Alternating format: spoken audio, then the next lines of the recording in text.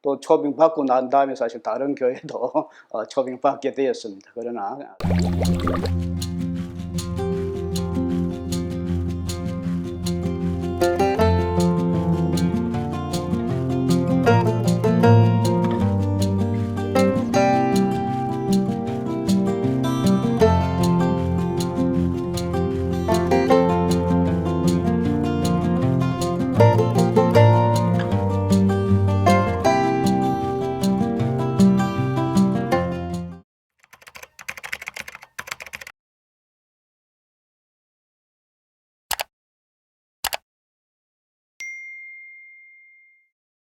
목사님 먼저 예, 자기소개 부탁드립니다.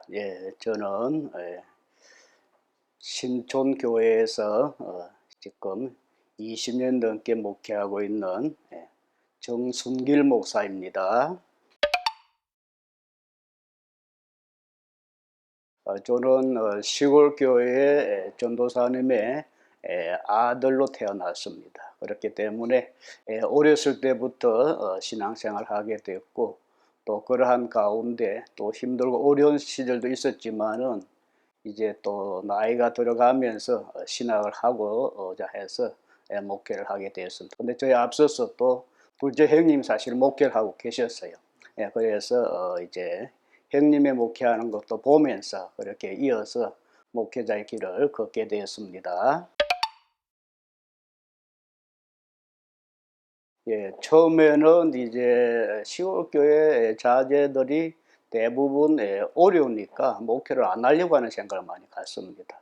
그래서 저도 처음에는 돈을 벌어야 되겠다라는 생각을 갖고서 그 전공을 건축계통으로 공부를 했어요.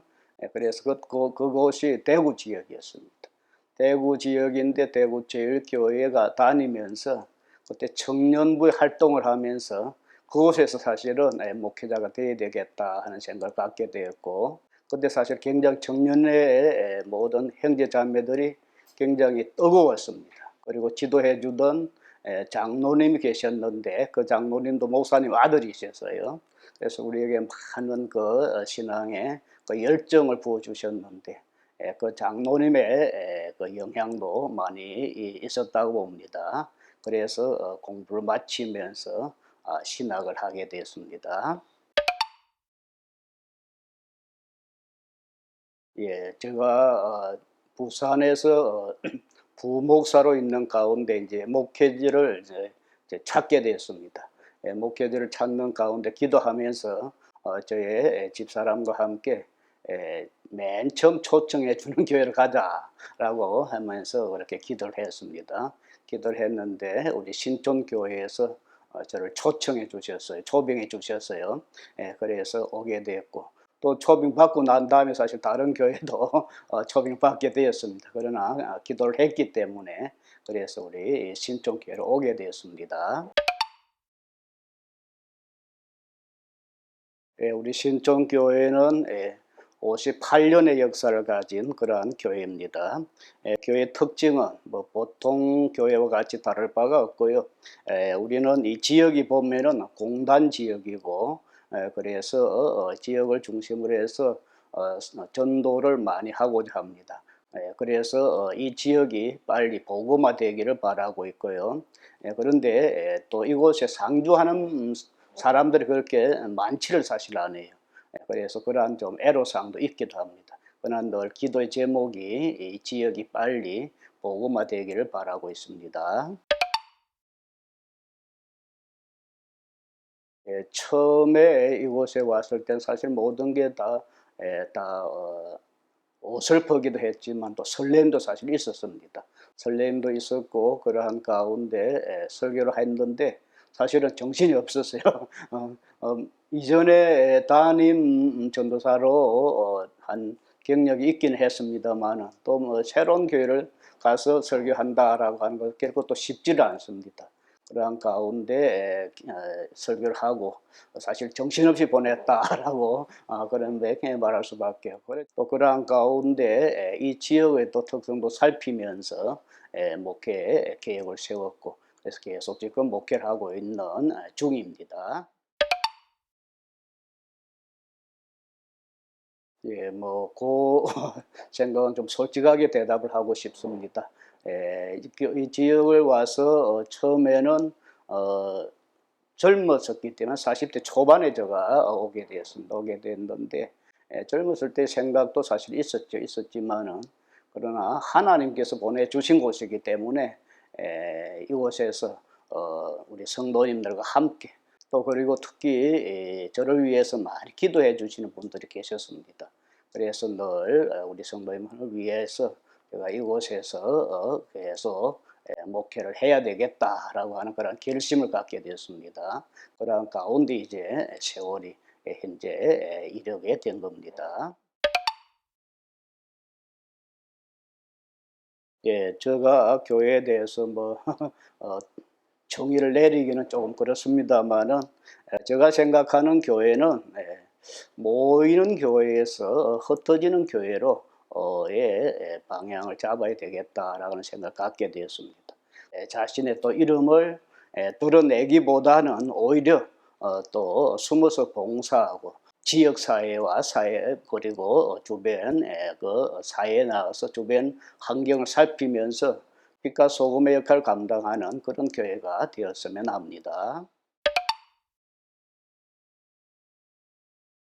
예, 많은 분들이 계셨죠. 신촌교회 오기 전에도 이제 시골 교회에서 목회를 했고, 이제 물론 오기 전에는 또 부산에서도 부목사로 있기도 했습니다. 있기도 했는데, 사실 내리에는 많은 사람들이 스치고 지나갑니다. 근데 우리 신촌교회 오기 전에 경남에 서하교회라는 교회가 있었습니다.